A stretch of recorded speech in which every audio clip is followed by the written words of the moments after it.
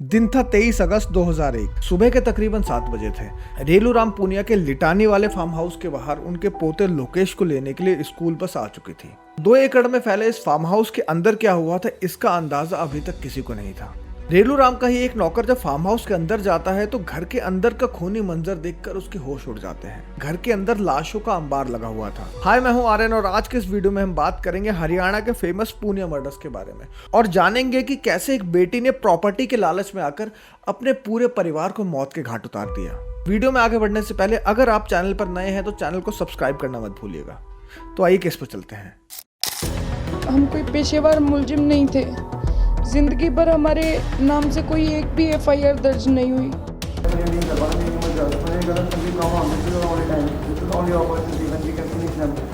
अभी इसके बाद आज नहीं तो मतलब कभी नहीं, और अगला चांस इनका होगा, ये लोग हमें खत्म कर देंगे।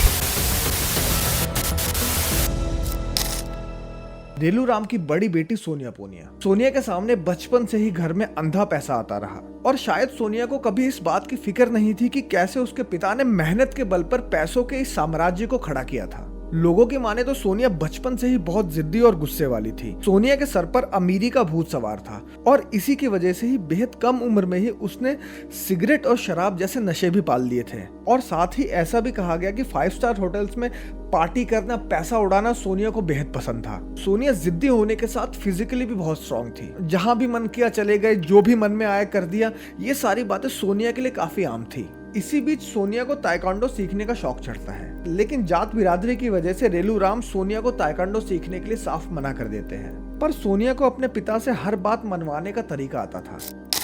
डिस्ट्रिक्ट लेवल पर तो सोनिया ताइक्वांडो खेल ही रही थी, लेकिन इस बार सोनिया दिल्ली जाकर स्टेट लेवल पर भी खेलना चाहती थी। शुरुआत में तो रेलूराम ने सोनिया को दिल्ली जाने से साफ मना कर दिया था, लेकिन जिद्दी और सनकी सोनिया के आगे रेलूराम की कहां चलने वाली थी। और एक बार फिर से वही होता है, रेलूराम अपनी बेटी की जिद के आगे हार जाते हैं। पर यही जिद पूरे पूनिया परिवार की जिंदगी बदलने वाली थी। दिल्ली चैंपियनशिप में सोनिया की मुलाकात संजीव कुमार नाम के एक लड़के से होती है। संजीव भी सोनिया की तरह ही ताइक्वांडो प्लेयर था और इसी ताइक्वांडो के खेल में सोनिया और संजीव की नजदीकियां बढ़ जाती हैं। सोनिया और संजीव का ये रिश्ता रेलूराम के लिए मुश्किलें पैदा करने वाला था।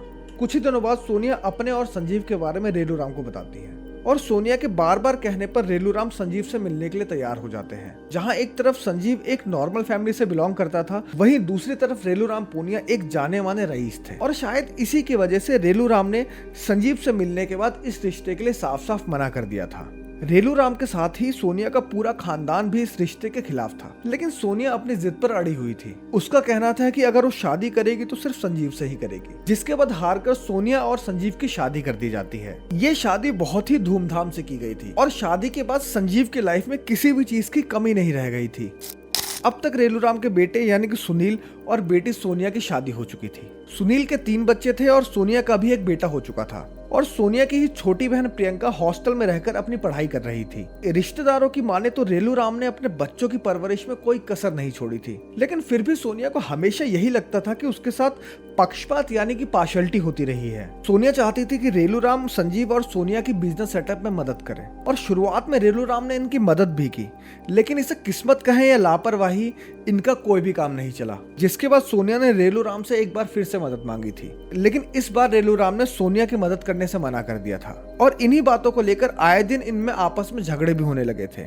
अपने पिता रेलूराम के सामने सोनिया की डिमांड्स बढ़ती जा रही थी। इस बार सोनिया ने अपने पिता से 50 एकड़ जमीन मांगी थी, लेकिन जब रेलूराम ने इस बारे में अपने बेटे सुनील से बात की तो सुनील ने जमीन देने से साफ मना कर दिया था। सुनील का कहना था कि वो सोनिया की पैसों से तो मदद कर सकता है, लेकिन जमीन का एक टुकड़ा भी नहीं दे सकता है। सोनिया गुस्से और बेइज्जती से भरे मन के साथ अपने घर वापस लौट गई थी, लेकिन उसने मन में ये ठान लिया था कि किसी भी कीमत पर वो अपनी बेइज्जती का बदला लेकर रहेगी।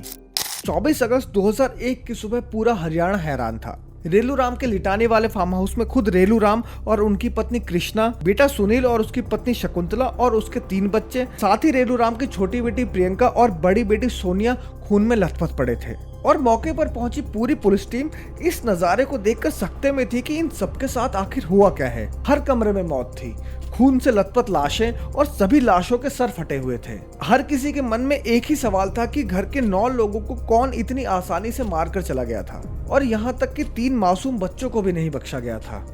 पुलिस वालों ने घर में पड़े हर एक विक्टिम को चेक किया और जैसा कि लग ही रहा था सभी की मौत हो चुकी थी, पर ड्राइंग रूम में पड़ी सोनिया की सांसें अभी भी चल रही थी। चेक करने पर पुलिस टीम को पता चलता है कि सोनिया के सर पर भी किसी भारी चीज से वार किया गया था, जिसके बाद बिना देरी किए सोनिया को हॉस्पिटल भेज दिया जाता है। अब पुलिस सोनिया के होश में आने का वेट कर रही थी, क्योंकि सोनिया ही बता सकती थी कि इस पूरे हत्याकांड को अंजाम देने वाला कौन था। शुरुआत में पुलिस टीम को लग रहा था कि सोनिया किस्मत से बची थी, पर बात कुछ और ही थी, जिसे समझने के लिए हमें कहानी में थोड़ा पीछे चलना पड़ेगा।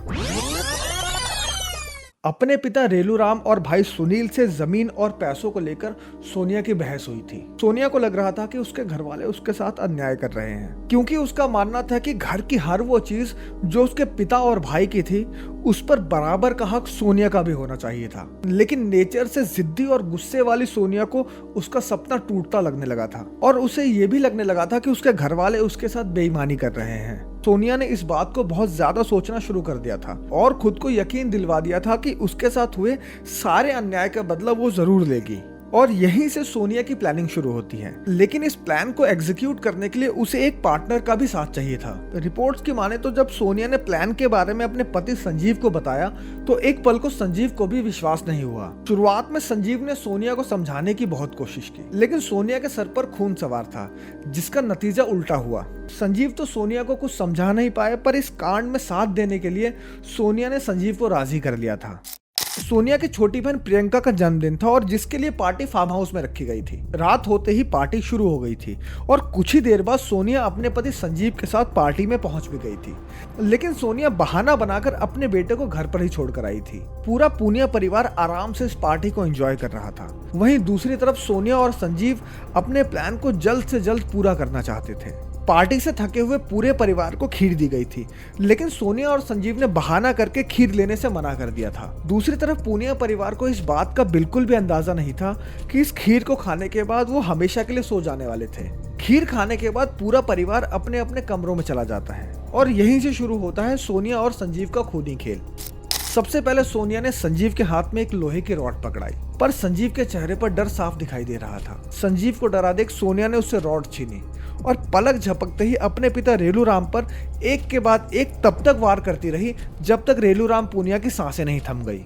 रेलूराम का सर फट चुका था और चारों तरफ सिर्फ खून ही खून था, जिसके बाद नशे की दवाई की वजह से नींद में डूबी मां का मुंह तकिए से दबाकर सोनिया ने कुछ ही मिनटों में उनकी सांसें भी बंद कर दी। सोनिया ये बिल्कुल नहीं चाहती थी कि उसके परिवार में कोई भी जिंदा बचे, जिसकी वजह से उसने संजीव को कहा कि वो रॉड लेकर उसकी मां का सिर भी फोड़ दे। जिसके बाद सोनिया और संजीव सुनील के कमरे में जाते हैं और कुछ ही देर में भाई सुनील और भाभी शकुंतला को भी मौत के घाट उतार देते हैं। इस केस में चौंकाने वाली बात यह थी कि सोनिया और संजीव ने 3 मासूम बच्चों को मारने से पहले एक बार भी नहीं सोचा। 4 साल, 2 साल और एक 3 महीने बच्चे का भी रॉड से कत्ल कर दिया गया था। अब सोनिया और रेलूराम के पैसों के बीच में सिर्फ एक कांटा बचा था और वो थी सोनिया की छोटी बहन प्रियंका। और परिवार के 7 लोगों को मौत के घाट उतारने के बाद सोनिया और संजीव ने उतनी ही बेरहमी से अपनी छोटी बहन प्रियंका की भी जान ले ली थी। अब बारी थी इस केस को एंगल देने की। लोगों को दिखाने के लिए सोनिया के ही कहने पर संजीव बड़े ही ध्यान से सोनिया का सर भी फोड़ देता है, जिसके बाद संजीव अंधेरे का फायदा उठाकर वहां से चुपचाप निकल जाता है। और फिर अगली सुबह जो भी कुछ हुआ था वो मैं आपको बता ही चुका हूँ। घर की तलाशी के दौरान पुलिस को सोनिया की डायरी मिली थी, जिसमें सोनिया ने साफ साफ लिखा था कि वो अपने घर वालों से बेहद नफरत करती है। साथ ही उसने अपने पति संजीव के लिए एक चिट्ठी भी लिखी थी, जिसमें उसने लिखा था कि वो कुछ भी करके अपने परिवार को खत्म कर देना चाहती है। सोनिया और संजीव को जेल पहुंचाने के लिए ये सबूत काफी थे। लोअर कोर्ट से लेकर हाई कोर्ट तक चले इस केस में सोनिया और संजीव को मौत की सजा सुनाई गई थी, लेकिन कुछ लीगल प्रोसेस की वजह से इनकी सजा को उम्र कैद में बदल दिया गया था। पार्टी के शोर में एक बेटी ने पूरे परिवार को मौत के घाट उतार दिया था और सोचकर भी बड़ा दुख होता है कि रीजन था सिर्फ पैसा और प्रॉपर्टी। आपका इस बारे में क्या कहना है कमेंट करके जरूर बताएं। और अगर आपको ये वीडियो अच्छी लगी हो तो वीडियो को लाइक, शेयर और चैनल को सब्सक्राइब करना ना भूलें।